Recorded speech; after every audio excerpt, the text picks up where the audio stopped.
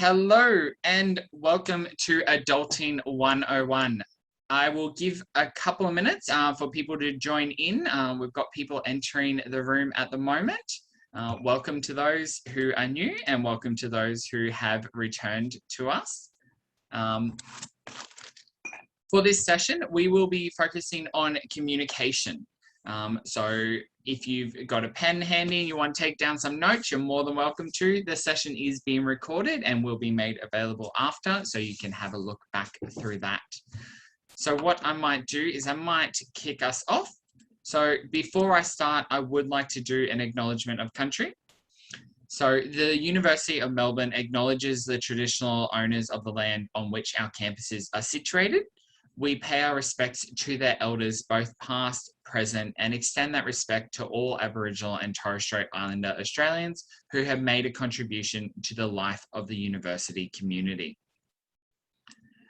So, for those of you that are new, welcome to Adulting 101. It's a short series of 5 sessions that we focus on areas where students have expressed they would like some further knowledge and some further skills on where they might be lacking. So we've covered areas like stress management, budgeting, time management, meals on a budget, and today we're on to our final session, which is communication.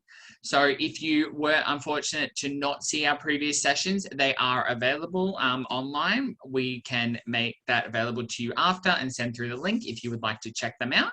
They're definitely valuable sessions, and we've got a lot of great guest speakers who have come in and provided some really valuable resources and knowledge on the topic. So it's definitely something I recommend to go back and have a look at and brush up on where you feel you might be lacking or might need some further knowledge about.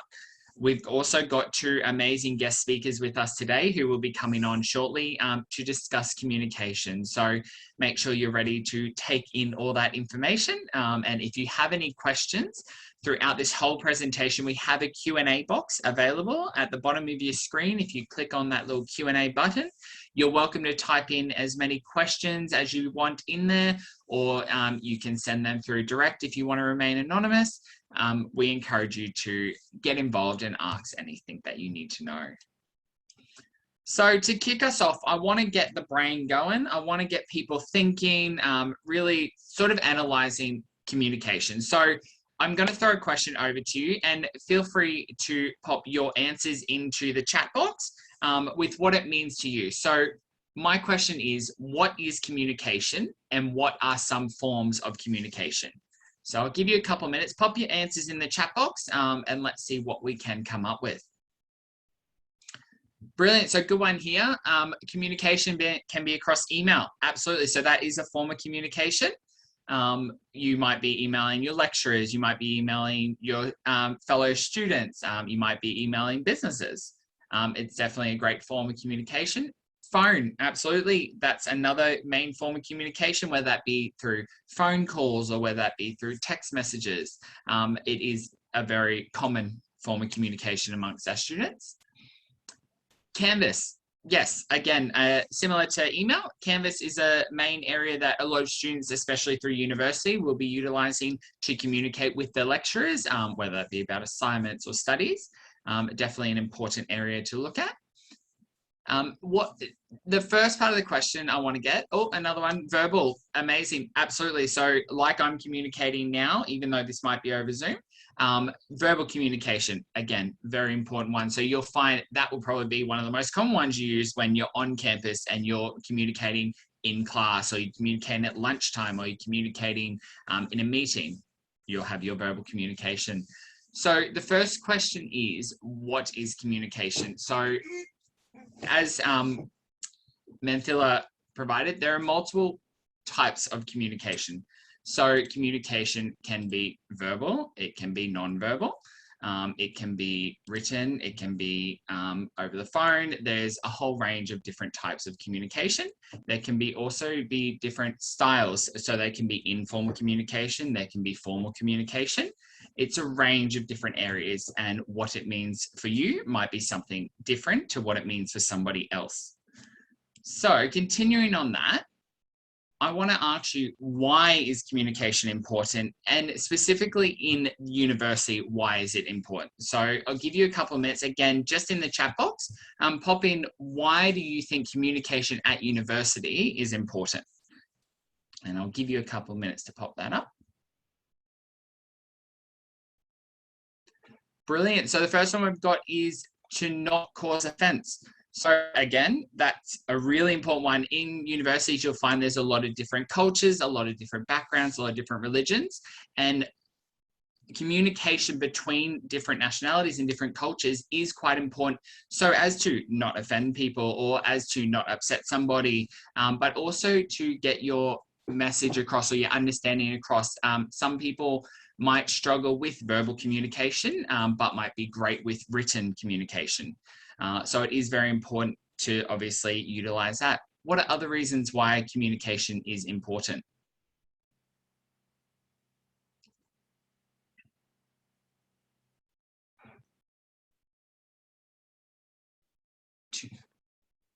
So I've got one here, to get good marks on an assignment. So I'm assuming you're talking to your communication of your assessment, like essays. Yes, absolutely. Having the right type of communication, understanding how to communicate your answers across, absolutely allows you to get a good mark. If you've got bad communication skills or you're not communicating your meaning across in your essay, it might result in a lower mark or a fail in your assessment. So definitely making sure that you have communication there for that. Organization, absolutely. Communication helps you be organized. So communicating study sessions or communicating with your lecturer about due dates for assessments or communicating about readings that need to be done. Having that organization will allow you to obviously be prepared for your studies and potentially get high marks for your studies. Obviously cause you a lot less stress because you are organized and you've got clear communication. So there are a few different ways in which you can utilize communication in university and why it should be important to you. So again, just a couple of questions to get you going, get you thinking about communication. What I'll do from here is I will invite on our two amazing guest speakers, which we have today. So I would like to invite Joanne and Ivana to jump on and join us. Welcome to Adulting 101. Joanne, welcome. Thank you. Hi, Jessie. So we're here, we're two members of the academic skills team here at the university, and we provide resources and advice for students who are looking to develop their communication and study skills. And we're going to be sharing with a few things with you today about communication in a couple of different contexts. Ivana, do you want to say hi as well? Yep, thanks, Joe. Hi, everybody. Hi, Jessie. My name is Ivana, and as Joe said, we're from the academic skills team. And just to let you guys know, like I was recently a UniMelb student myself. So like apart from all the coursework stuff and like content related things, I've had to learn how to communicate. So it's certainly something that's really important and not to be overlooked. So I hope you guys, take some useful stuff out of today's session. Yeah. Amazing. And look, I will hand it over to you two to take it away with your presentation. Thank you. Sure, thank you. So you all know why you're here. Quick overview of what we're going to cover in this Adulting 101 session. Communication channels, so the things you've already been feeding back to Jessie about what channels and what sorts of tools you can use to communicate. Communication formality, so I'm sure you're all conscious that you need to employ different levels of formality when you're communicating with different people. A little bit about context, and we're going to give you a very simple template that you can use to hopefully draft communications in all sorts of channels for all sorts of formalities to help you get your point across quickly and clearly to people. So we're focusing very much today on written communication and on the sorts of things that you might be communicating to, for example, lecturers or your academic staff in subjects, as well as maybe peers, so students in your course, because that's who you're sort of communicating with most immediately now. So let's dive right in. And what we wanted to do first was just perhaps check with you what different channels you use for what different purposes, because we all know there are things we might use for communicating with friends and family and things we might use for communicating with lecturers or staff at the university. So just let us know in the chat, and you can send your chat answers to everyone. You don't need to just send it to the host and panelists. You can send it to everyone in the webinar so that we can all see each other's responses. What apps or channels do you use to communicate with family, for example? So this one for me, I use WhatsApp a lot.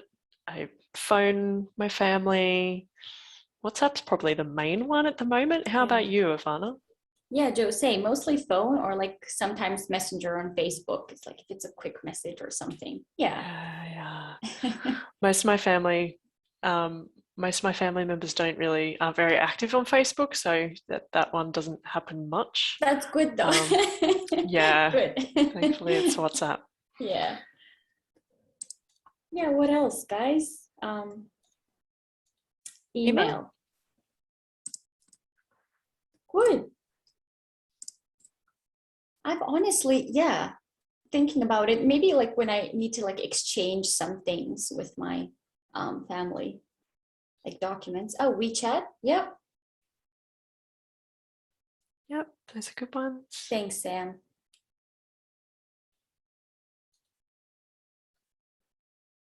Anything else? Regular texting. Oh, sure. Yeah. SMS messages. Good old. Yeah. More reliable. Yeah. All right, we will keep thinking about these communication channels. So what about friends? Do people communicate with their family exactly the same way as they communicate with their friends? For me, this sort of moves much more towards Messenger, WhatsApp. Oh, Discord. Nice. Discord, yep. Assuming if you also like play games, online games simultaneously, Discord is good, and then you get to, Oh, lead chat for a game? Lead chat. Yeah. Yep. Awesome. I might also use Instagram, depending who I'm talking to, but less so, I guess. Yeah. All right, those are some good responses. What about classmates and group members? Oh, yeah, that's a good one. I know when I was a student, I mostly communicated. So first through email, we would like get started through email, and then we would move on to either Messenger on Facebook or like direct message on Instagram. Yeah. Canvas, Zoom, and Messenger for study groups. Yep. Perfect. I think I was a student a long time ago, so we probably just used regular text messages, to be honest. I don't think we actually emailed each other much. Yeah. Messenger and Discord. Yeah, Discord's nice. Okay. All right, cool. What about lecturers? Oh.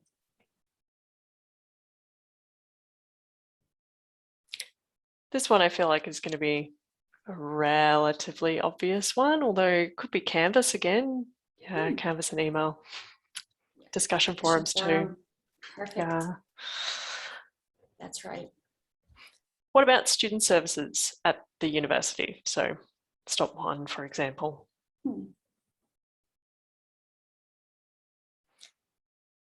I did my master's degree a couple of years ago, and I had to phone. I had to do a lot of calling. Yeah. It was about 6 years ago, so it takes a bit longer. Email, phone call. Yeah. In person, yeah. In person when we're allowed. Exactly. Yeah, that's great. And customer services elsewhere. So you might want to, you might have a question about a delivery, or you might want to give a seller some feedback. Right. Or request information, anything. I think this one is mostly phone calls, Joe. Yeah. Email as well, I would say, but then you might also be talking to people through a particular app. So it could be through eBay or Gumtree or Chatbox on, yeah. That was the one we were waiting for, I think. Chatbox on website. Perfect. Yeah. I know a lot of people who also use social media if they're trying to get a company's attention, if it's something quite serious, because when people can see it publicly, they're quite keen to respond often. Right. Good. Okay, so what we'd like you to do now is think about sort of what level of formality some of these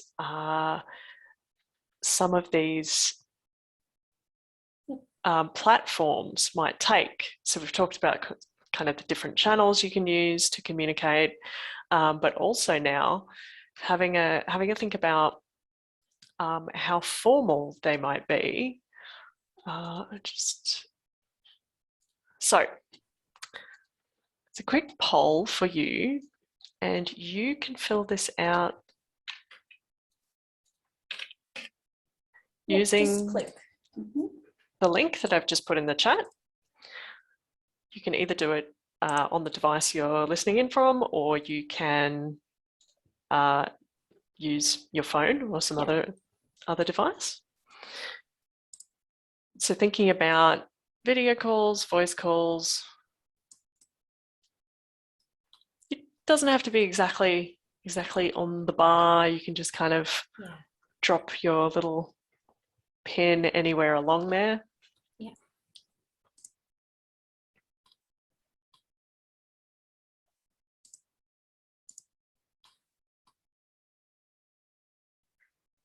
Great, going well.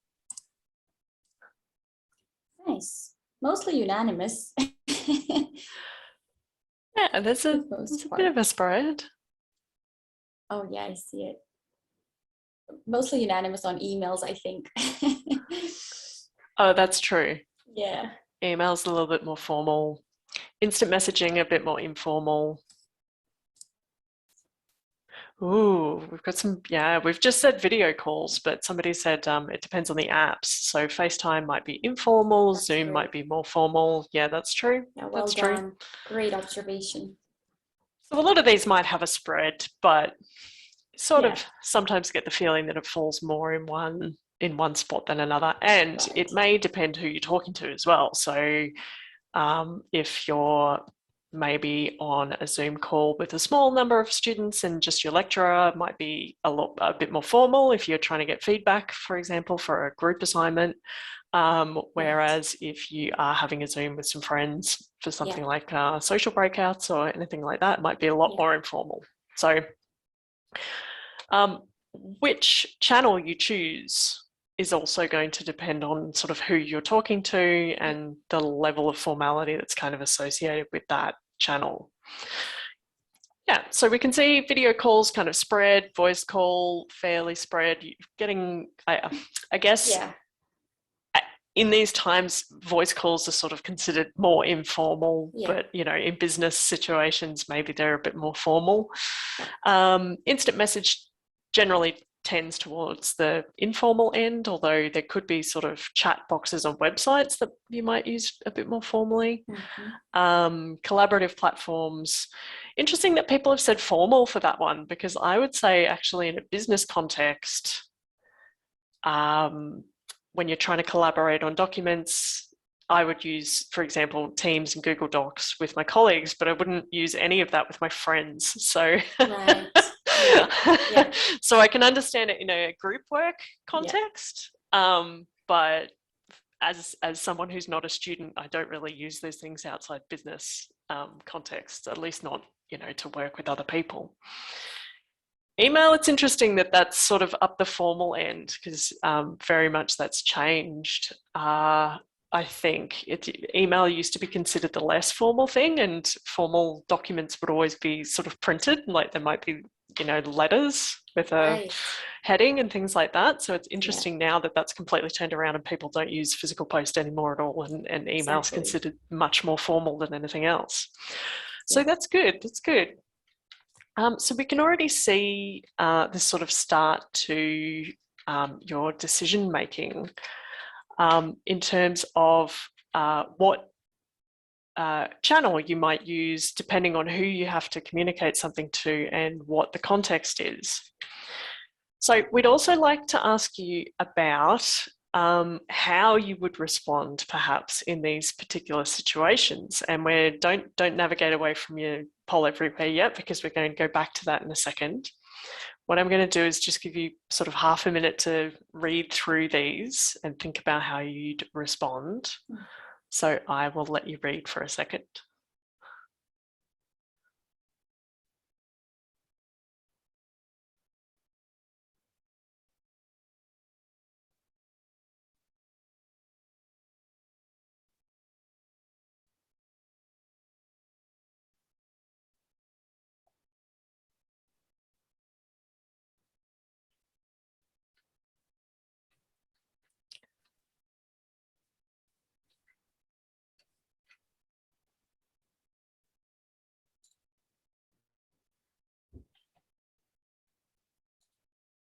Great, going to the poll.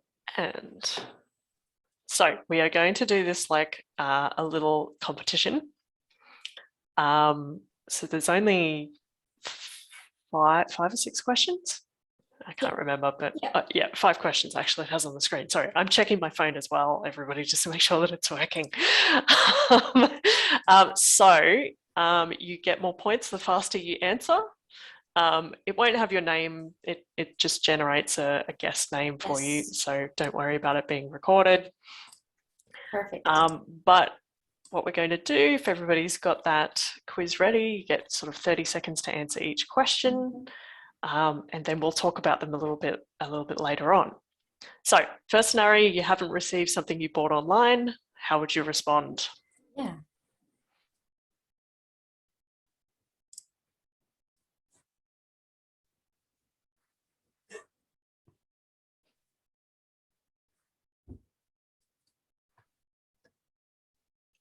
You can change your response if you need to or if you want to.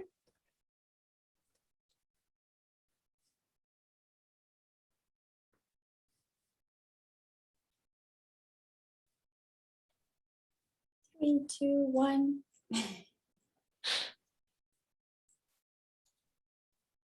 Oh, excellent. Okay. Hey, unanimous. Perfect. All right. People definitely know what they're doing when they're approaching customer service, I think. People are definitely more likely to respond to you quickly if you are a bit more polite. Oh, and everybody's neck and neck. Everybody pretty much hit that at the same time. Okay. Perfect. The next scenario is you need to explain something very complex to a group member you're working with this semester.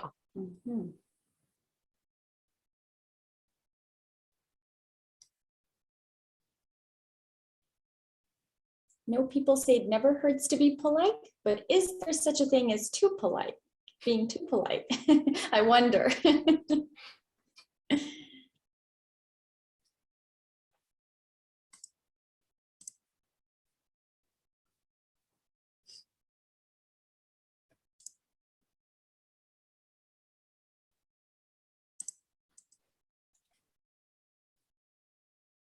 Oh, so a few people did go for the very, very, very polite option there at the bottom. And we will come back and have a talk about that after we've finished the competition. So, we've got some movement on the leaderboard. So guess 120 is still going pretty well. Very quickly. Next scenario, you want to check that you're enrolled in the right subjects.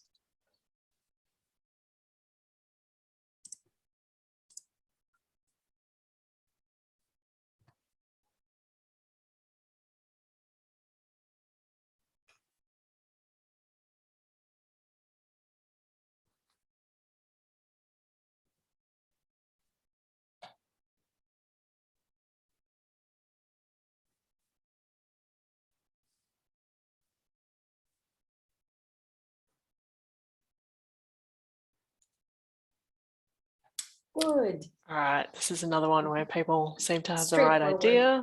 Yeah. Yeah. Oh, a bit of movement there on the leaderboard. I'm not sure. Nobody moved around though, so everybody's still in the same order. And the next one, you need to ask a tutor to be a referee for a job application. I'm sure most of you will be faced with this situation, so which is good. It's good.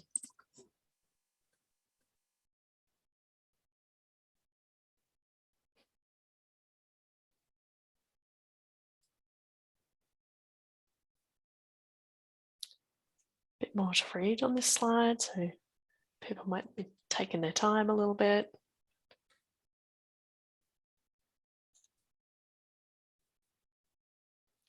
Okay, Perfect. once again, this could be an example of something being too formal, not being clear enough perhaps. Oh, and we've got some people shuffling around again. And another scenario, you need to tell your classmate what time you can meet for lunch.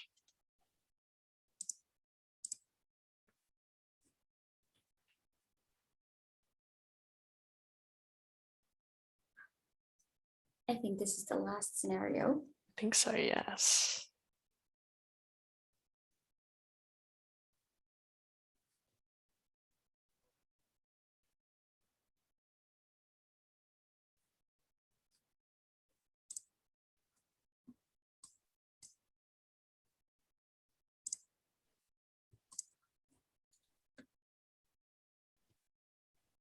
Okay, brilliant. So lots of people there going for the first one. Oh, and a little bit of moving around right at the very end. So congratulations, everybody. Well done to guest 120, whoever you are. Thank you for playing along. So what we want to do is just have a quick chat about the decisions you might make around what sort of communication style you use when you're thinking about all these scenarios. So thinking about what type of formality matches which channel, and also sort of how formal you need to be with the person that you're talking to. We've set up a little bit of a flowchart here. Ivana, this was something that you suggested that I thought was quite nice. Do you want to talk us through the flowchart here? Sure, Joe, thank you. Yeah, so this is just a little bit of a self-reflective kind of thing, like questions you know, could be potentially asking yourself when you try to make a decision on how to approach a certain situation, how to communicate with somebody. So yeah, have a think about, you know, who you're addressing and what your relationship is. So is that a peer? And also if it's a peer, how close are you with that peer, right? It could be a peer that you've known for a few semesters now, or it could be someone you haven't spoken to before. So you know, even if it's, you know, this kind of like the same category of people, peers or classmates, you know, you still need to factor in that level of familiarity you have with them because that's going to impact on how you communicate with them. Afterwards, yeah, what is the context? So, you know, are you trying to get them to, you know, do something for you? Are you requesting some sort of information? Are you delivering some sort of information, right? So there has to be some sort of incentive for that communication to occur. So think about that, because there's, you know, pragmatic ways, especially when you're requesting something, you know, people can sometimes come off as being too strong. So there's ways to go about that. So yeah, think about that type of context. Of course, if it's someone you've known for years and years, you wouldn't really be worried about how you approach it, right? They're your friend, they're familiar faces. But if it's maybe, you know, a lecturer or a tutor, you definitely need to consider that. And yeah, with that, what is the appropriate register, right? So how formal you need to be, right? That scale we just looked at. So do you need to be, you know, kind of like more laid back, or, you know, you need to be really like proper and think through all your words. And with that, what is the appropriate channel? So you wouldn't be messaging your lecturer on WhatsApp, right? Even if you had their number. So yeah, you would most likely contact them through email or through the discussion board. Whereas, if it's a friend, you can just text them or call them. And again, if it's a peer, depending on how well you know them, you can either just call them on the phone or, just use another medium channel to set that communication with them. And once you've sort of factored all these questions, you reach your decision, you make that decision, and you go ahead and implement it, right? So, we don't want to make it seem as if this is some kind of like a really difficult process that you need to think through, but it's definitely something that you should consider, because I found in my experience, a lot of people don't consider this. And that's why perhaps, they either struggle establishing some sort of successful communication with certain people. So I definitely want to emphasize that, factoring all these things in, it's really, really important, because it could potentially affect the outcome of what you're trying to accomplish. What do you think, Joe? Yeah. And these might be things you already know quite instinctively. So you might know that you've only got your lecturer's details on Canvas, or you've only got their email. Like using WhatsApp is not, or WeChat is not a choice that you have. But it does sort of, having this kind of framework to think through who they are, what you're trying to approach them to do, how you want them to respond, is worthwhile, because people will answer your inquiries much more readily if you approach them in an appropriate way. So there's a lot to think about here, but if we just go back to our responses there, the ones that we said were the right responses. So in the first example, we were talking about approaching kind of a customer service. You're waiting for a delivery and you haven't got it yet. So you can see that we're still being relatively polite there, even though we don't know the person on the other end, even though it might be through a web chat box, as somebody suggested would be the most appropriate way to communicate that. It's still polite. It's quite clear about, what the person is looking for. The second one of the things that sometimes, depending how people are used to communicating with others, wherever they might be from, one of the things, I guess, about communicating in some English-speaking countries is that people expect it to be quite direct. So polite, but direct. Mm-hmm. So you don't, if you're emailing a classmate, you don't need a lot of or messaging a classmate, you don't need a lot of extra words and phrases to be super, super polite. You can kind of assume that you're not bothering them, that as long as you're sort of giving them an option, I was wondering if you'd like to meet up on Zoom to discuss this week's topic. It doesn't have to be too much more involved than that. Again, with asking to check current enrollment, using sort of it's still sort of important to use complete words and phrases. So I think the alternative that we had in there had some sort of text speak, like abbreviations, sub, and I think we had U for like just the letter. So, it kind of gives a good impression that you're taking the time to ask nicely for something, and somebody's much more likely to be in a good mood when they're getting back to you. A couple of people might have been confused about the fourth one there, sort of asking for a referee for a job application. Again, be polite, but people expect you to get to the point. This is a context that tutors are very familiar with. They'll undoubtedly have been asked by students before to act as referees. So you don't have to be you don't have to sort of add all these additional sort of polite phrases. We had things in there like, thank you for reading this email. And the intention of this email is to ask you if you would please, just making sure that you are formal and polite, but direct. Right. And for the last one, we've talked about for friends, you might have a different communication channel, but it's also then completely acceptable to use a different style. So the template that we're offering you to kind of cover all these scenarios in one way or another, depending on the channel you choose and depending on the person that you're talking to and your relationship to them, opening your communication with some kind of pleasantry, like all these have hello or hi and the person's name, or just hi, where it's sort of something you don't know who's answering. Good afternoon, Dr. Woods, for the much more formal request to be a referee. Context of your issue or request or feedback. So it should be quite clear from all these contexts sort of what the person is asking for, what the situation is and why they're reaching out to communicate.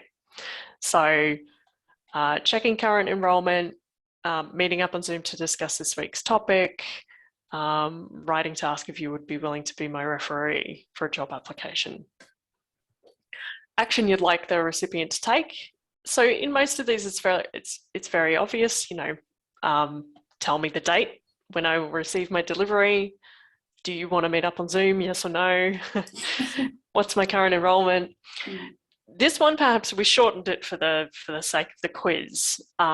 It probably would be a little bit longer than this, but perhaps not too much. Like you might tell the person when you need to submit the application by, so that they know if they're going to get back to you and say no, that you have enough time to ask somebody else.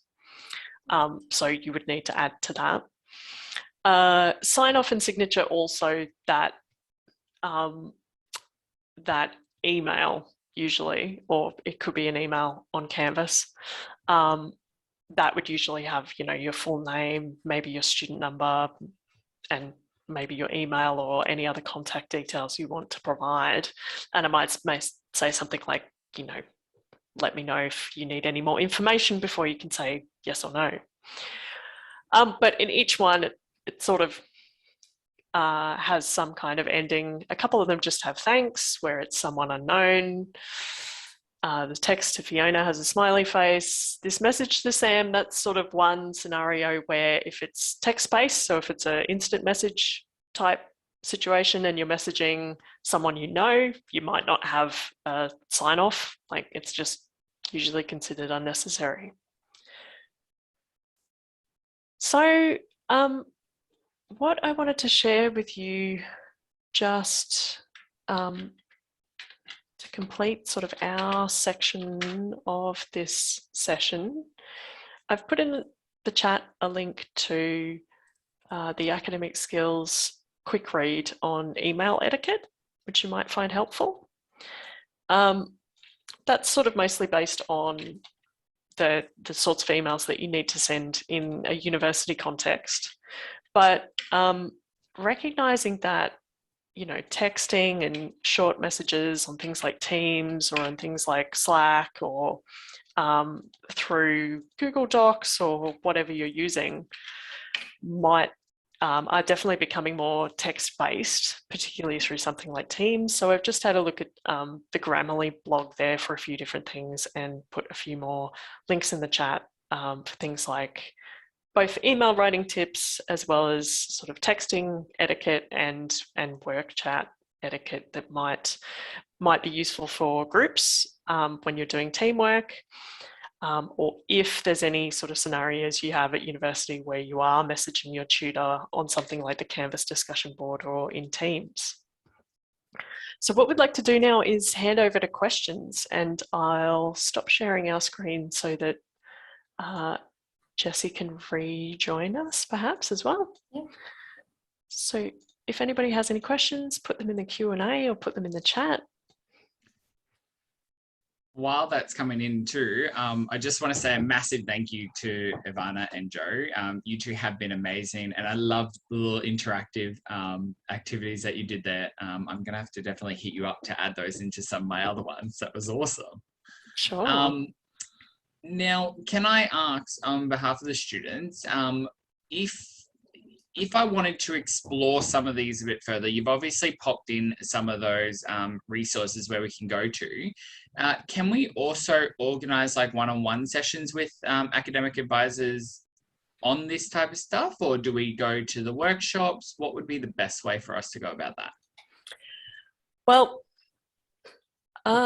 so we can advise students in a one-on-one capacity, like students can come and get appointments with academic skills. You don't have to go anywhere, it's all on Zoom at the moment, of course. But we advise primarily in relation to your academic work at the university. So when you're working on assignments and projects, and it could be either written work or it could be presentations.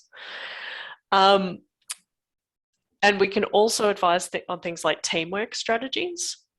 So we've got a range of resources online. So we've got all sorts of things on our websites relating to writing, speaking and presenting, reading and note-taking strategies, referencing and avoiding plagiarism, things like critical thinking skills, active learning strategies, and English language skills as well.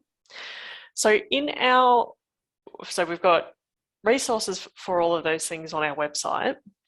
We do run workshops during semester. Our workshops, we typically sort of lean towards delivering them in the first half of semester, because that's when students have a bit more time to come to that kind of thing. So there might not be too many that would appeal sort of from now until the end of semester, because we don't usually run them then, because we know students are very busy with their assignments. We have the one-on-one appointments that are 25 minutes each, and students can make up to 4 of those per semester and not more than 1 per week, so that we can see as many students as possible. Mm-hmm. Mostly they are about, or, you know, they usually focus on your academic work. But say, for example, if you want to talk to us about how you communicate with your lecturer, or how you communicate with sort of tutors and other students, or maybe people in your group, we can definitely advise on those points. Of course, if you're doing something for sort of looking for a job, the careers team would be the first point of call for that. So if you're thinking about writing application cover letters or CVs or reaching out to different companies, they are the experts in that area. Awesome, love that. I don't think I've had any questions. Oh, I lie. There's a question that's just come through. Is should I change my style for different groups of people? Is it really important?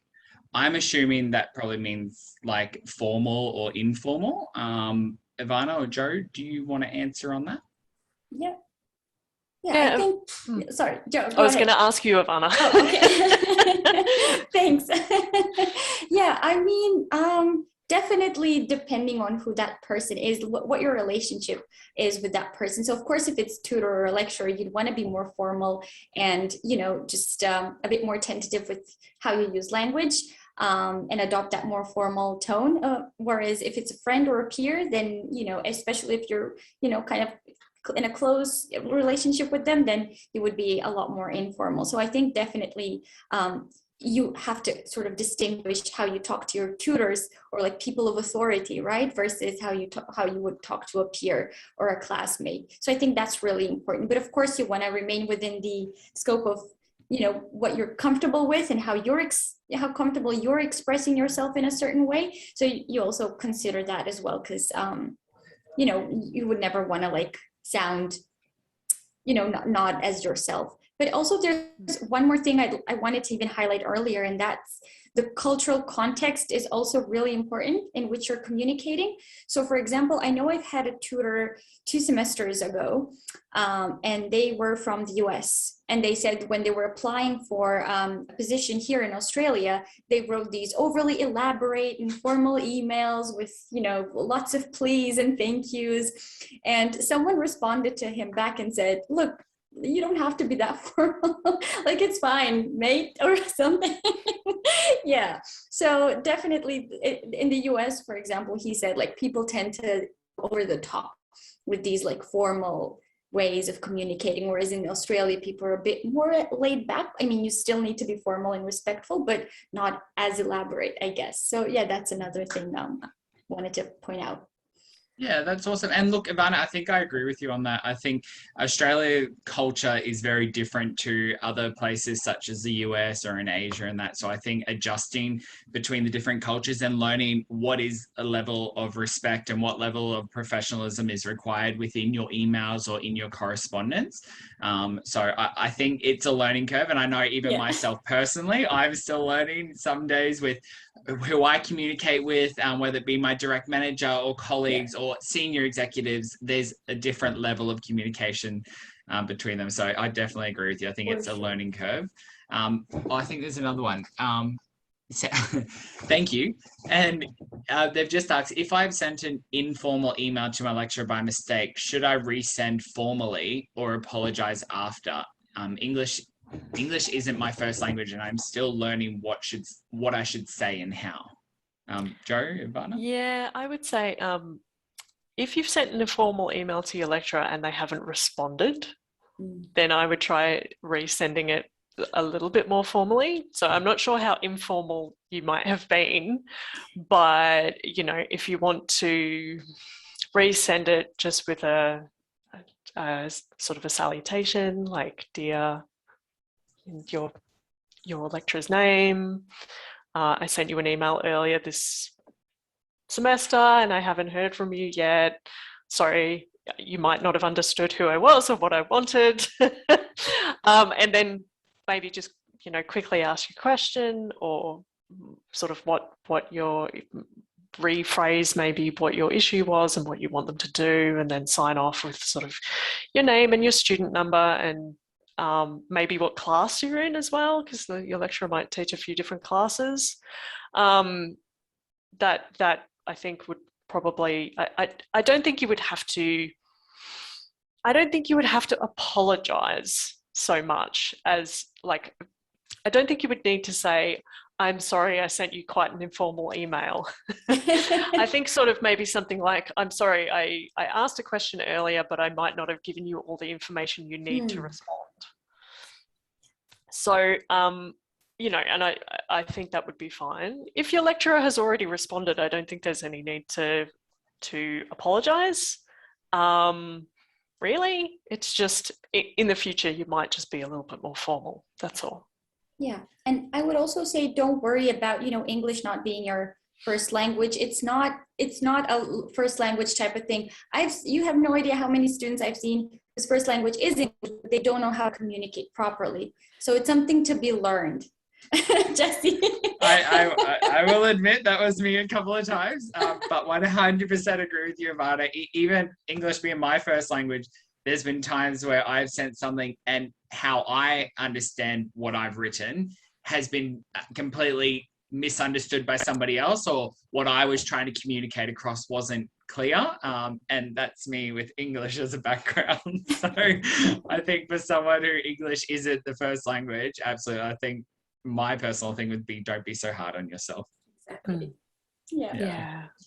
I haven't had any other questions come through at this stage. So what I might do, Joe, Ivana, you're more than welcome to hang around for the last couple of slides if you want, in case any questions come through. But I might just quickly share my screen again and go on to the last couple. So just wanted to point out, on top of the academic skills team who do such an amazing job, as you've just seen, we do have other services available as well for people that need support. If it's not just communication that you're having troubles with, or if it's communication that you're having trouble with now that you've learnt it and you need to go back to these other services, there are services available to help you as well. So there's the CAP service if you need support with counselling or psychological services. We offer a health service on campus, chaplaincy. There's also the accommodation services. So in addition to the communication, I know for a lot of international students, sorting out accommodation, rental leases, agreements and stuff like that can be quite a difficult thing, especially if English isn't your first language, or how the Australian accommodation system works compared to where you might be coming from can be very different. The housing service and university accommodation are really good at helping provide the knowledge that you need or the information that you need when accessing these services. So I think it's definitely something that you can reach out to and get support in your communication to rental properties and communication around leases and agreements and stuff like that. So it's definitely something I'd mention to reach out for. And again, any of the other services like financial aid, safer communities, the student equity and disability, all amazing services like academic skills where you can reach out and they're here to support you as students while you're studying. So make sure you utilize those. As Joe mentioned, all these services can also be accessed through Stop One. So you can either contact Stop One when we're out of lockdown for those that are in Melbourne. You can contact Stop One either in person from the Parkville or South Bank campus and chat with one of the amazing team members there who can direct you in the right avenue of who to contact or where to go. Otherwise, in the meantime, you're welcome to access it through the UniMel website. There's a whole list of services available and contact details and how to book sessions. Otherwise, as I think Joe was talking earlier about an online chat box, there's also UniMel has an online chat option for students where you can jump on and have a chat to people across the internet. Or you can do the, I don't want to say old style, but traditional way of phoning up and give them a call and have a chat over the phone. That's still available on 13 Mel. So absolutely give them a call, have a chat. They are here to support you and help you out. From there, it brings us to the last slide. So I just wanted to pop on the academic skills team contact details. So if you need to reach out to them, email is preferable. So shoot an email through to academic-skills@unimelb.edu.au. Otherwise, you can call, which will take you through that Stop One number, and you can organise to be put through or contact details for the academic skills team and book in some of those one-on-one sessions that Joe was chatting about. And go over, like we said, mainly some support around your academic side of it. But if you need some help around communication, the team are there to help. They'll definitely look after you. Otherwise, I do want to reiterate, if this has brought anything up for anyone, if anyone's feeling emotional and needs some support and wants to chat with someone about it, we do have our CAPS team. They are completely free for all students and staff. So please utilize their services. You can give them a call. Their number is on the screen, or you can email them at caps-reception@unimelb.edu.au. That brings us to the end of our presentation. I, again, would like to say a massive thank you to Joe and Ivana for taking time out of your day to come and have a chat with us and pass on some of those amazing skills. I'll quickly hand over if you have any last words you want to say. Just thank you everyone for coming along and for participating in our session today. It was really nice to chat to you this morning. Yeah, absolutely. And thank you all from me as well. And thank you, Jessie, for welcoming us into this session and into this program. It was our pleasure for sure. And yeah, looking forward to seeing you again, guys. Amazing. Well, look, thank you both. I hope you have a great week, and thank you to all of our students for attending. I hope you have an amazing week as well. This will be uploaded and made available afterwards. So jump online if you want to check back through if you missed any points or want to catch up, and we will go from there. Thanks for that. Have a great day. Thank you. You too. Bye.